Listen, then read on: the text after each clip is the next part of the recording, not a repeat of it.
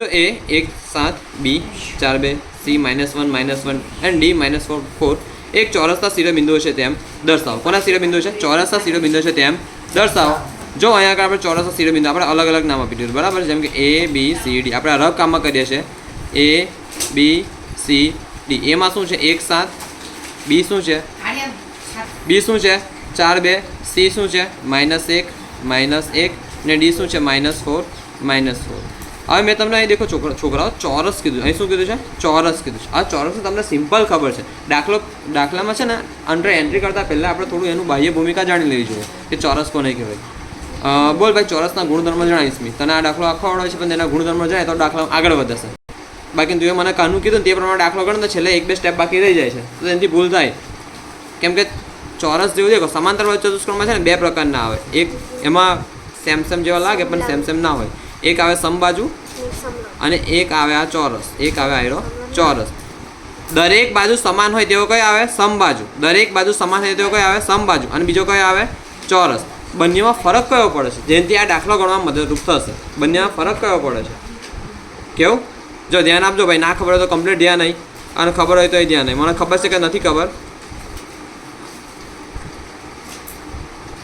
આ ચોરસ છે ને ચોરસ તેમાં વિકર્ણ લંબાઈ સેમ હોય શું હોય વિકર્ણની લંબાઈ સેમ હોય કેમ કે અહીં તમે દેખો બકા અહીં આ ખૂણો કેવો છે 90 ડિગ્રી છે નથી અહીં 90 ડિગ્રી છે એટલે અહીં વિકર્ણો કેવા હશે સમાન એટલે બકા છેલ્લે આપણને સાબિત કરવાનું થાય તમારે ચારે ચાર બાજુ સમાન થઈ જાય પણ તે તો આમાં પણ સમાન છે તો અલગ કેમનું છે તો કે વિકર્ણો સમાન થાય ત્યારે હવે ધ્યાન નહીં જો સિમ્પલી આપણું સૂત્ર શું છે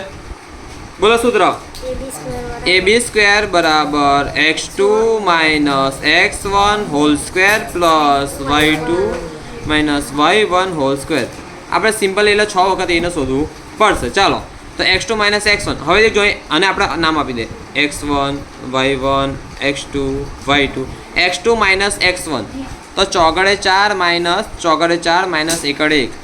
1 આખાનો વર્ગ વત્તા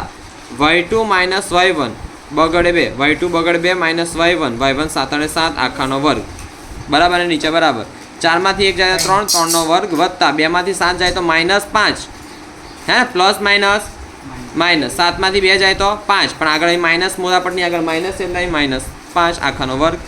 3 નો વર્ગ 9 વત્તા -5 નો વર્ગ 25 હે ને -5 પાછું 25 પ્લસ तो 25 9 थया 34 आ शू आयु माटे AB स्क्वेर बराबर 34 माटे AB बराबर वर्गमूळमां 34 हवे जो आपणे एक बाजू मळी छे AB हवे आपणे बीजी बाजू शोधीशुं BC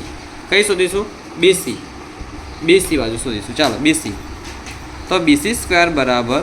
देखो हवे आपणे सूत्र नहीं लखो तो चालशे बराबर x2 माइनस x1 तो x2 शुं छे -1 शुं छे -1 माइनस x1 शू है आग चौगड़े 4 वत्ता आखानो वर्ग वत्ता y2 माइनस y1 y2 शू है -1 y2 शू है -1 सॉरी y2 है -1 ने y1 है 2 सिम्पल आटलो समझ पड़े छे आनो पण वर्ग -5 नो वर्ग वत्ता माइनस प्लस -3 नो वर्ग मोटा पदनुं चिन्ह माइनस 25 वत्ता 9 34 तो BC स्क्वेर बराबर केटલું આવ્યું 34 માટે BC बराबर પણ કેટલું થાય √34 હવે આપણે શોધીએ BC આ BC જો AB મળ્યું BC મળ્યું હવે CD શોધીએ CD સ્ક્વેર બરાબર x2 માઇનસ x1 અહીં x શું છે CD આ જો આ x1 ધારીએ અને y1 ધારીએ અને x2 ધારીએ અને y2 ધારીએ तो x2 શું છે -4 અહીં x1 શું છે -1 -4 માઇનસ હવે ધ્યાન નહીં -4 માઇનસ ઓફ માઇનસ કૌંસમાં -1 ના આખાનો વર્ગ આવી રીતના ગણાય -4 -1 આખાનો વર્ગ વત્તા y2 કેટલો છે તો y2 દેખીએ આપણે સીડીમાં -1 4 -1 -4 આખાનો વર્ગ છે ને y2 કઈ ગયો y2 चौगड़े 4 एक मिनट कई शोधे छे आपणे CD शोधे ने चौगड़े 4 आवशे बका चौगड़े 4 -1 चौगड़े 4 -1 -1 ચોગડે 4 માઇનસ માઇનસ 1 આખાનો વર્ગ ચોગડે 4 માઇનસ માઇનસ 1 આખાનો વર્ગ ચોગડે 4 માઇનસ માઇનસ 1 આખાનો વર્ગ આ y2 છે આ y1 છે ઓકે હવે સિમ્પલી -4 માઇનસ માઇનસ પ્લસ 1 આખાનો વર્ગ વત્તા 4 માઇનસ માઇનસ પ્લસ 1 આખાનો વર્ગ minus plus minus plus minus 4માંથી 1 જાય તો 3 પણ કેવા -3 આખાનો વર્ગ વત્તા 4 ને 1 5 આખાનો વર્ગ 3નો વર્ગ -3નો વર્ગ +9 વત્તા 25 બરાબર 34 માટે સીડી બરાબર વર્ગમૂળમાં 34 સીડી સ્ક્વેર વર્ગમૂળમાં સીડી સ્ક્વેર 34 સાથે સીડી બરાબર વર્ગમૂળમાં 34 જો સીડી મળી ગયું હવે આપણે ડીએ શોધીએ કાં તો એડી શોધીએ ડીએ શોધીએ તમારે જે શોધવું હોય હવે આપણે એડી સ્ક્વેર શોધીશું દેખો તો x2 - x1 -4 -1 આખાનો વર્ગ વત્તા y2 ચોગડે 4 માઇનસ 7 આખાનો વર્ગ માઇનસ માઇનસ પ્લસ 4 વત્તા 1 5 ને -5 આખાનો વર્ગ વત્તા 4 - 3 -3 આખાનો વર્ગ 25 વત્તા 9 34 ઓકે માટે એડી સ્ક્વેર બરાબર 34 માટે એડી બરાબર √34 તો અહીં આપણને દેખો આપણે એ બી બરાબર 1 મિનિટ એ બી બરાબર બીસી આથી બરાબર સીડી એડી કેટલું મળે છે આ 4 √34 આથી એ બી બરાબર બીસી બરાબર સીડી બરાબર એડી મળે છે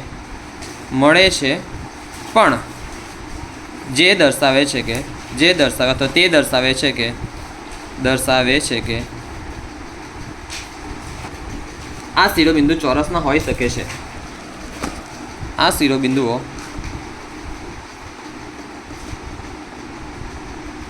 ચોરસના હોઈ શકે છે એવું કહું છું ભાઈ ચોરસના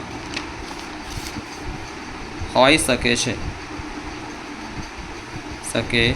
છે કારણ કે સમાન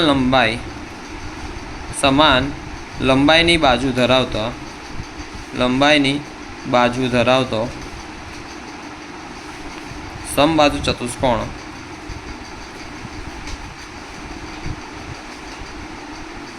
પણ અસ્તિત્વ ધરાવે છે આથી ચોરસ અને સમબાજુ ચતુષ્કોણ સમાંતર બાજુ નથી હા ભાઈ સમબાજુ ચતુષ્કોણ છે વિકર્ણની રીતે આપણે અલગ પડે છે તો કઈ રીતે ચોરસમાં વિકર્ણો કેવા થાય સમાન આટલું યાદ રાખો વિકર્ણ કેવા થાય સમાન ઓકે જો વિકર્ણો તો વિકર્ણ દેખો વિકર્ણ કોને કહેવાય કે સમસમયના અલગ અલગ આ શિરોબિંદુ છે બરાબર તને વિકર્ણ કહેવાય બરાબર સિમ્પલી આઈડિયા મતલબ બે ક્રમિક ના હોય તેવા જો આ એ અને ડી ક્રમિક છે અને બી આ બિંદુઓ ક્રમિક છે તેવા બિંદુઓને જોડવાથી દોડતો રેખાખંડને વિકર્ણ કહેવામાં આવે છે વિકર્ણની સિમ્પલ વ્યાખ્યા એ છે કે બે ક્રમિક ના હોય તેવા શિરોબિંદુઓને જોડતા જે રેખાખંડ મળે તેને વિકર્ણ કહેવાય છે એ તો તમને સિમ્પલી ખબર છે તો એસી બરાબર બીડી થાય તો જ એને ચોરસ કહી શકાય ચલો આપણે એસી શોધીએ મતલબ આટલું માપ શોધીએ હવે ફક્ત આટલું શોધવાનું એ ટુ સી એસી વિકર્ણ તો એસી સ્ક્વેર બરાબર x2 - x1 પહેલાં x1 y1 x2 y2 પરીક્ષામાં છે ને આવું પેન્સિલથી લખજો જેને ના આવડતું હોય તે એમ તો ડાયરેક્ટ મગજમાં થઈ જાય પણ લોચો પડે તમને એવું લાગતું હોય તો સિમ્પલી લખી દેજો પેન્સિલથી x2 - x1 તો -1 આખાનો વર્ગ વત્તા y2 - y1 તો -1 -7 આખાનો વર્ગ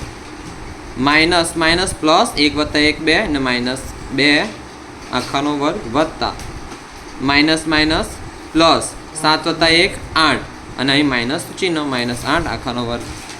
-2નો વર્ગ 4 વત્તા 8નો વર્ગ 64 તો 68 માટે એસી સ્ક્વેર બરાબર 68 માટે એસી બરાબર √68 ઓકે હવે આપણે શું શોધવાનું છે એક વિકર્ણ બીડી બીડી વિકર્ણ બીડીમાં બકા સિમ્પલ પહેલાં તમારે બીના પોઈન્ટ લખવાના છે 4 2 ને ડી કેટલું છે 4 2 -4 4 -4 ચલો તો બીડી સ્ક્વેર બરાબર x2 - x1 પહેલાં આપણે લખી લઈએ x1 y1 x2 y2 x2 - x1 -4 આખાનો વર્ગ વત્તા y2 - y1 ચોગડે 4 y2 - 2 આખાનો વર્ગ માઇનસ પ્લસ 4 + 4 8 -8 આખાનો વર્ગ વત્તા 4માંથી 2 જાય તો 2 વર્ગનું વર્ગ 2 અરે 2 64 વત્તા 4 68 બીડી સ્ક્વેર = 68 માટે બીડી બરાબર √68 આથી અહીં આપણને મળે છે વિકર્ણ એસી બરાબર બીડી મળે છે તેથી કહી શકાય તેમજ આપણને AB બરાબર BC બરાબર CD બરાબર AD પણ મળે છે તેથી કહી શકાય કે આપેલા શિરોબિંદુઓ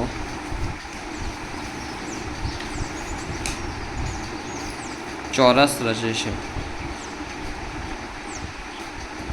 પરીક્ષામાં આવડો મોટો દાખલો પૂછાય નહીં પૂછાય કોઈ ગેરંટી નહીં, પણ પૂછાય તો વહેલું છે. આ બધું તમને લખતા ના આવડે તો કોઈ વાંધો નહીં, આવડે તો અતિ ઉત્તમ, નહીં આવડે તો કોઈ વાંધો નહીં. પણ સિમ્પલી બકા કશું કરવાનું છે નથી, એમાં એકદમ વહેલો દાખલો છે, ખાલી પ્લસ માઇનસ ને વર્ગ ને એ બધું કરવાનું છે. ઓકે.